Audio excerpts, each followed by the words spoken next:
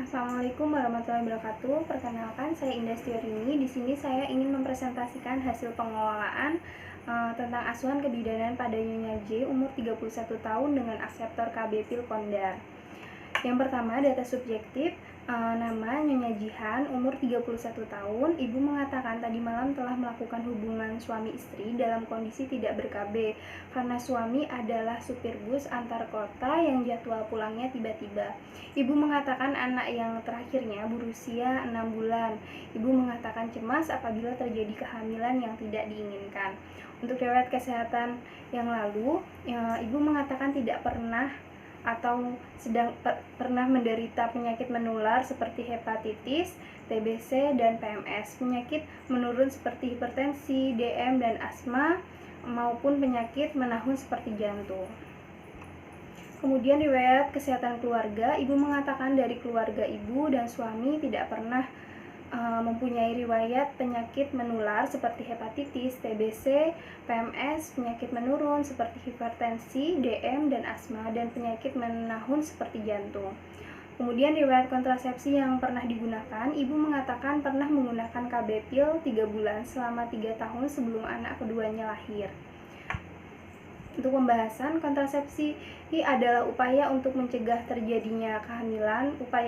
Upaya itu dapat bersifat sementara, dapat pula bersifat permanen. Penggunaan alat kontrasepsi merupakan salah satu variabel yang mempengaruhi fertilitas. Itu menurut Wicaksjosastro 2015. Yang dimaksud kontrasepsi darurat di sini adalah kontrasepsi yang dapat mencegah kehamilan bila digunakan setelah berhubungan seksual, atau sering juga disebut kontrasepsi pasca senggama atau morning after pills atau morning after treatment. Pada awalnya istilah kontrasepsi sekunder atau kontrasepsi darurat ini adalah untuk menepis anggapan bahwa obat tersebut harus segera dipakai atau digunakan setelah melakukan hubungan seksual.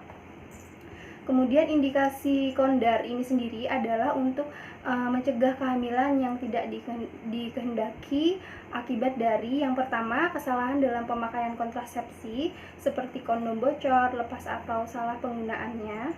Kemudian yang kedua, diafragma pecah atau robek atau dilepas terlalu cepat. Kemudian kegagalan senggama terputus. Kemudian salah hitung masa subur. Kemudian alat kontrasepsi dalam rahim, spiral atau IUD, ekspulsi. Kemudian lupa meminum KB dalam 2 hari berturut-turut. Kemudian terlambat lebih dari 1 minggu untuk suntik KB 1 bulan. Terlambat lebih dari 2 minggu untuk suntik KB yang 3 bulan. Kemudian yang kedua, wanita korban pemerkosaan yang kurang dari 72 jam. Kemudian yang ketiga, tidak menggunakan kontrasepsi baik karena alasan medis maupun belum bersedia tetapi ingin mencegah kehamilan ini. Kemudian yang keempat, wanita yang tidak sedang memakai kontrasepsi apapun karena tugas suaminya yang sering berpergian dalam jangka waktu yang lama. Kemudian jenis kontrasepsi darurat, menurut Handayani 2010 ada 2 macam kondar, yaitu mekanik dan medik. Untuk yang mekanik ini ada satunya kondar mekanik adalah IUD yang mengandung tembaga, misal CUT38A, dipasang dalam waktu kurang dari 7 hari. Kemudian setelah senggama, cara ini mampu mencegah kehamilan dan selanjutnya dapat dipakai terus-menerus untuk mencegah kehamilan hingga 10 tahun lamanya atau sesuai dengan yang dikehendaki. Kemudian yang medik, paling sedikit adalah ada 5 cara pemberian kondar yang telah diteliti secara luas, masing-masing bersifat hormonal dan saat ini diterapkan secara oral. Sekalipun pemberian vervaginan dalam tahap penelitian, namun kepustakaan yang telah dipublikasikan masih terbatas pada pemberian per oral. 5 cara tersebut adalah pil KB, misal mikroginon, pil progestin, kemudian pil agesteron, bigrovistanol, desanol, seperti itu. Kemudian data objektifnya, keadaan umum baik, kesadaran kompos mentis, tekanan darah 120/80 mmHg, kemudian nadi 80 kali per menit, kemudian suhu 30 derajat Celcius, berat badan 60 kg. Untuk pembahasannya, kontrasepsi kondar yang dipakai dalam kondisi darurat ada dua macam, yaitu pil dan AKDR. Itu menurut Handayani 2010. Manfaat dari kondar ini sendiri yaitu sangat efektif dalam bisa diartikan tingkat kehamilannya kurang dari 3%. Efektivitasnya sekitar 75%. AKDR juga bermanfaat jangka panjang, mencegah kehamilan yang tidak diinginkan, kemudian mendukung hak perempuan untuk mengatur reproduksinya sendiri, kemudian mendukung kesehatan reproduksi perempuan, memberi waktu pemulihan sempurna bagi organ reproduksi, kemudian frekuensi kehamilan dapat diatur sesuai kondisi kesehatan fisik dan psikososial.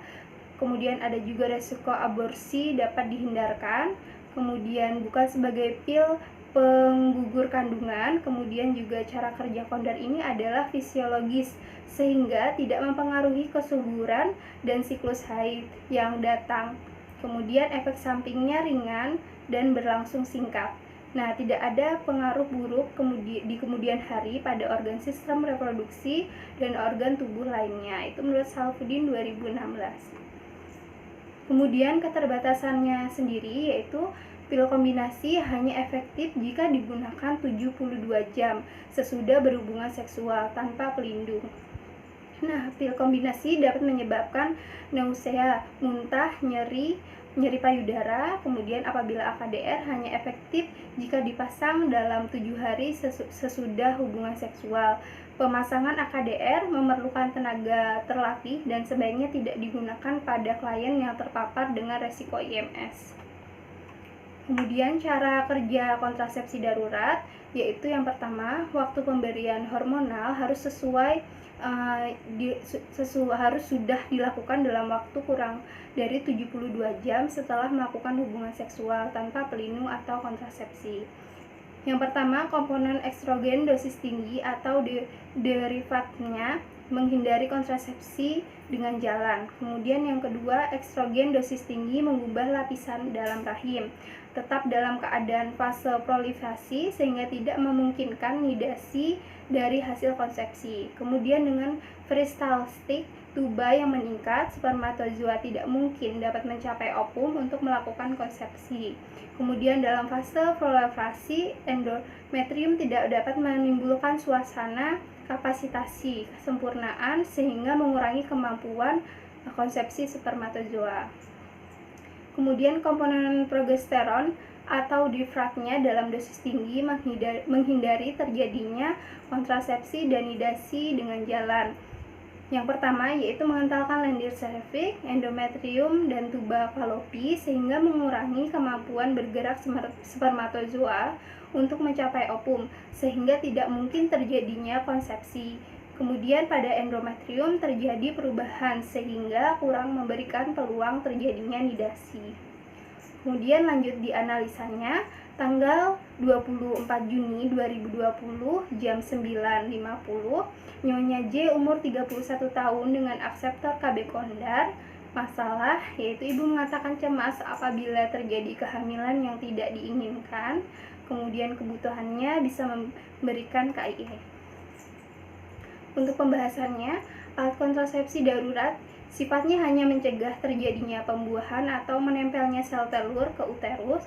Alat ini jarang dimanfaatkan oleh wanita yang telah terbukti hamil karena tidak akan menghentikan proses kehamilan. Seperti halnya alat kontrasepsi lainnya, alat kontrasepsi ini juga tidak steril dari efek samping. Efek samping dari kondar terbagi menjadi 3, yaitu yang pertama mual. Keluhan ini pada umumnya hanya terjadi dalam jangka waktu 24 jam. Kemudian muntah, bila muntah kurang dari 2 jam setelah pemberian, maka pil KB tersebut harus diulang lagi. Kemudian untuk kasus seperti ini sebaiknya diberikan obat anti muntah 1 jam sebelum pemberian ulang kondar. Kemudian yang terakhir, perdarahan. Beberapa pemakai kondar mengalami perdarahan bercak setelah pemakaian kondar. Untuk penata laksanaannya, tanggal 24 Juni 2020 pukul 10.00 menjelaskan hasil pemeriksaan kepada ibu. Hasil evaluasi, hasil pemeriksaan ibu dalam kondisi sehat dan dapat menggunakan kontrasepsi pil. Kondar ini. Kemudian pukul 10.02 Ibu menjelaskan kepada Ibu efek samping dari penggunaan pil Kondar atau kontrasepsi darurat ini, hormonal seperti mual dan pusing. Evaluasinya Ibu sudah paham dan dari efek samping dari Kondar ini. Kemudian pukul 10.05 memberikan Ibu kontrasepsi darurat berupa mikroginon 4 tablet diminum langsung sebelum 72 jam postcoitus, dilanjutkan 2 tablet pada 12 jam setelahnya. Evaluasinya, hasil evaluasi Ibu sudah diberikan pil Kondar dan paham cara meminumnya. Kemudian jam 10 menjelaskan kepada Ibu bahwa masih memungkinkan untuk dilakukan tindakan pencegahan kehamilan yang tidak diinginkan. Tetapi kontrasepsi darurat ini tidak disarankan untuk digunakan secara rutin karena bukan merupakan metode ber-KB yang efektif. Hasil evaluasi Ibu sudah mengerti dan paham kegunaan dari pil Kondar ini. Kemudian pukul 10.12 menganjurkan Ibu untuk kunjungan ulang, yaitu memberikan KB yang memastikan KB apa yang akan Ibu gunakan. Hasil evaluasi Ibu bersedia untuk kunjungan ulang untuk ber-KB dan ingin mendiskusikan terlebih dahulu tentang KB apa yang ingin digunakannya bersama suami. Untuk pembahasannya, instruksi secara lisan untuk pemakai Kondar adalah sebagai berikut. Penggunaan Kondar secara tepat termasuk bagaimana mengkonsumsi dosis awal dan dosis ulang untuk mengurangi mual.